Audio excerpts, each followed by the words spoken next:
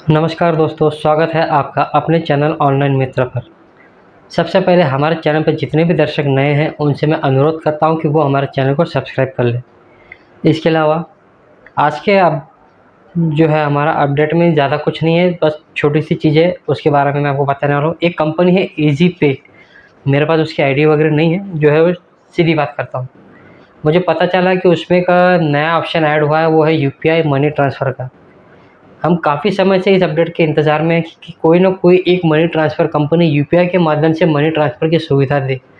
क्योंकि अभी के जो स्थिति बनी, हमारे पास ज़्यादातर 10 में से कम 5 से 6 ग्राहक ऐसे आते हैं जो हमें कहते हैं कि हमें यूपीआई द्वारा मनी ट्रांसफ़र करना है। ऐसे में कई दुकानदार तो उनको अपने खुद के पर्सनल बैंक अकाउंट से यूपीआई से मनी ट्रांसफ़र करके दे देते हैं, और कई सारे जो दुकानदार हैं वो कस्टमर को वापस भी कर देते हैं। और इसका जो है एमपीसीआई की तरफ से अभी तक किसी भी कंपनी को अप्रूवल प्राप्त नहीं हुआ था कि वो यूपीआई के माध्यम से मनी ट्रांसफ़र की सुविधा प्रदान करे या फिर कैश विड्रॉल की सुविधा प्रदान करे। तो ऐसे में अभी आपने हाल ही में देखा होगा स्पाइस मनी, स्पाइस मनी और रेलीपे कंपनी ने आपको यूपीआई के माध्यम से कैश विड्रॉल की सुविधा दी है, जिसमें आप 1000 रुपये तक की धनराशि को विड्रॉल करके ग्राहक को दे सकते हैं। इसके अलावा अभी जो नई कंपनी है पे नियर बाय, कंपनी पुरानी है लेकिन उस पर भी एक न्यू अपडेट अभी आने वाला है।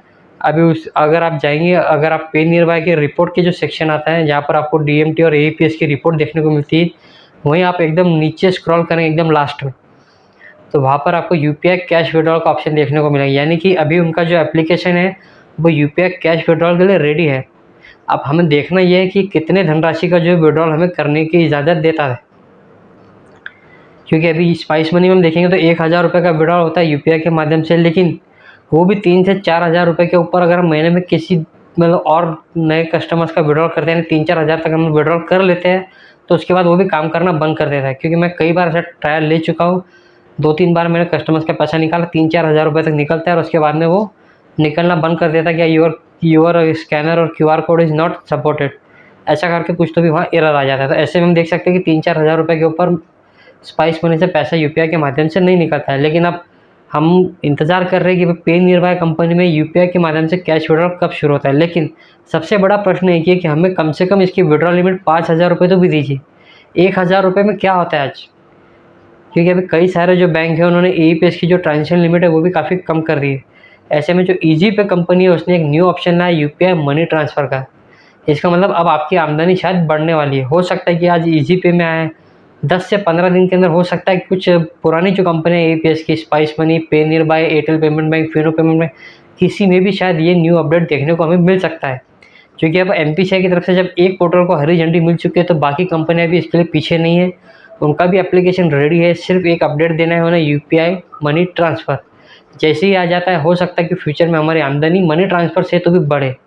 फिलहाल एईपीएस से हमें अपना बिज़नेस आगे बढ़ता नहीं दिख रहा है, क्योंकि कई सारे बैंकों में काफ़ी ज़्यादा दिक्कत का सामना करना पड़ रहा है।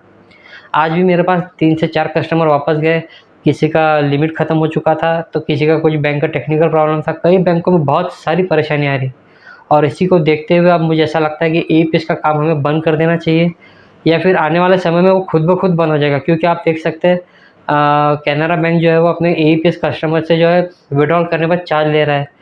उनका भी 25 से 30 रुपये के आसपास चार्ज कस्टमर्स के अकाउंट से कट हो रहा है।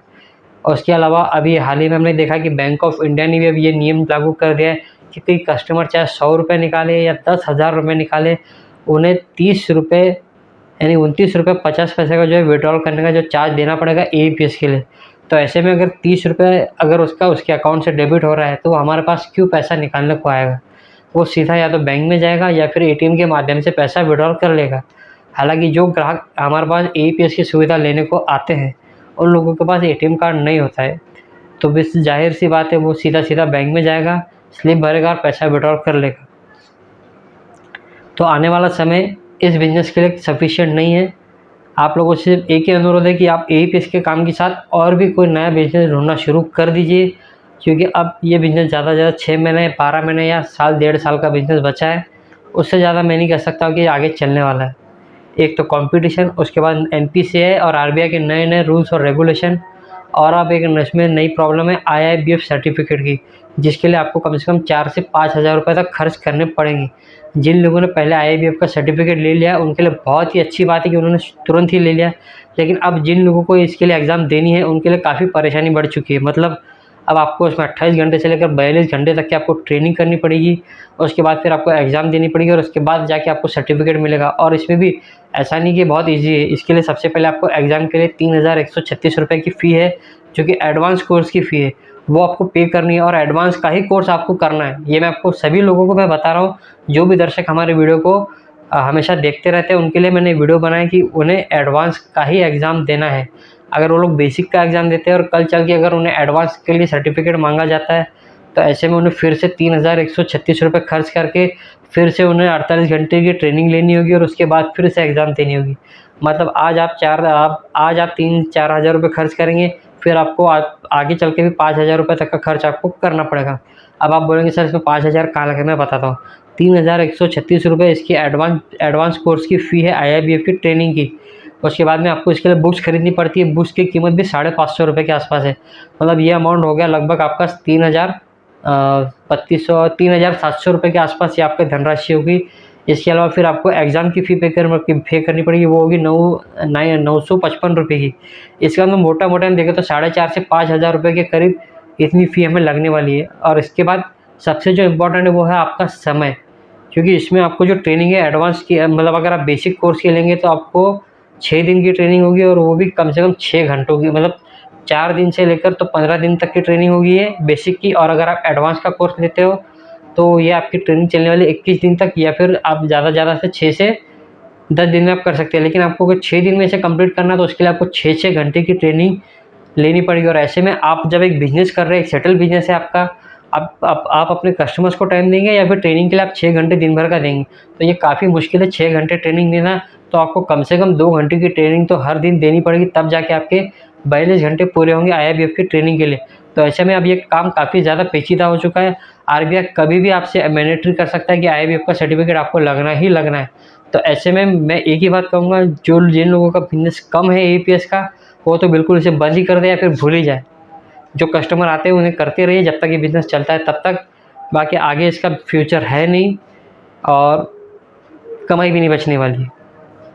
क्योंकि जिस हिसाब से हम पर बंदिशें लगाई जा रही है, आपको रजिस्टर मेंटेन करना है, CCTV कैमरे लगाने हैं, आपको कस्टमर के सिग्नेचर भी लेने हैं, उसके अलावा पैसा भी आपको बैंक से लाना है। कैश की भी बहुत हमें दिक्कत आती है, क्योंकि कोई भी APS संचालक है वो ज़्यादा से ज़्यादा 20-30 हज़ार या 50 हज़ार रुपये तक अपने पास रखता है। और जिस दिन सैलरी डे होता है लोगों का, उस दिन अगर वो लोग 10-10 हज़ार विड्रॉ करते हैं, तो खासकर उन महीनों के 3 हफ्ते भर तक की हमें काफ़ी परेशानी होती है कैश को लेकर। तो ऐसे में कैश की जो दिक्कत आती है, हमें एक हमारे यूज़र है सब्सक्राइबर जिसने मुझे कमेंट किया था कि सर हमें आप कैश की प्रॉब्लम को कैसे मैनेज करते हैं। तो जिन भी रिटेलर को कैश की प्रॉब्लम आती है, मैं उनसे एक ही बात कहूँगा कि आप कस्टमर का इलेक्ट्रिसिटी का बिल भरिए, आप उनके लोन जो होते हैं उनकी रीपेमेंट कीजिए। इसके अलावा जो कैश कलेक्शन के जो एजेंट आते हैं, बजाज फाइनेंस, TVS, और इसमें 50 से भी 100 कंपनियाँ वहाँ पर आपके पोर्टल पर मौजूद होती है। स्पाइस मनी और पे नियर बाय में अगर आप लोग काम करते हैं तो स्पाइस मनी, पे near by, Fino payment bank, Airtel payment bank, ये आपको मल्टीपल ऑप्शन देते हैं है कैश कलेक्शन एजेंट्स का। तो जो कैश कलेक्शन एजेंट होते हैं इनके पास में पैसा भरपूर होता है, यानी कि ये कस्टमर से पैसा जमा करते हैं, और इनके पास कम से कम 40 से 50 हज़ार रुपये एक एजेंट के पास होता है। तो आपने अगर 2 या 3 एजेंट को भी अगर पकड़ लेते हैं अपने लिए कि भाई आप हमारे पास आइएगा, हमको कैश की ज़रूरत पड़ती है, आपको जो भी आपका मतलब सेटलमेंट करना होता है वो हम आपको करके दे देंगे। तो ऐसे में आपको उसमें आमदनी नहीं होती है, लेकिन आपके पास कैश की जो समस्या है वो आप इजीली सॉल्व कर सकते हैं। आपको मूव टू बैंक करने का काम नहीं है, TDS की जो आपका कटता है बैंक से, उसकी भी आपको प्रॉब्लम नहीं होगी। तो आज के वीडियो में कुछ ज़्यादा नहीं था दोस्तों, फिर भी कुछ इधर उधर की मैंने आपको जानकारी दी है। इसमें जो भी जानकारी आपके काम की हो आप मुझे कमेंट करके बताइए, और अगर आपको किसी अन्य विषय पर कुछ जानकारी प्राप्त करनी हो तो वो भी आप मुझे कमेंट करके बता सकते हैं।